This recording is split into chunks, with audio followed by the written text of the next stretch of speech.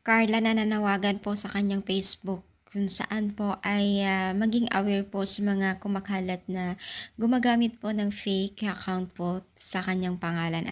So ika nga sabi nga ni Carla dito mga mima ay attention po, be aware, pakireport po ng account na ito dahil hindi po ako yan.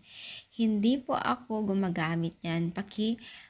Pindot ng link na ito sa baba, paki-report and pa-block na din po. So, yung pangalan po niya at profile and then ang kanyang cover photo ay iisa lamang po. So, kung maliit na followers po yung nakikita nyo, compare sa followers ni Carla, ay yun po ay mga fake account po. Yes, mga mima.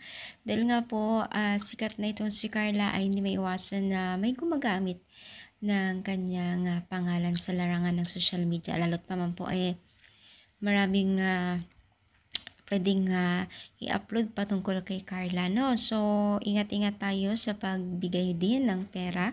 Baka mamaya may scam po tayo at magamit pangalan ni Carla para humingi sa atin. Especially po dito sa mga sponsor, no? So, ingat-ingat lang po tayo, no?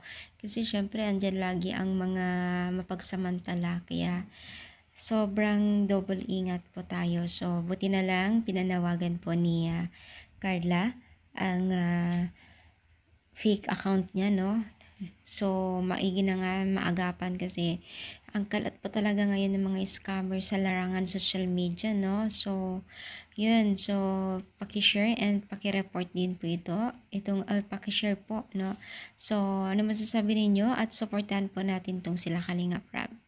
So, thank you so much guys. More power and God bless po guys.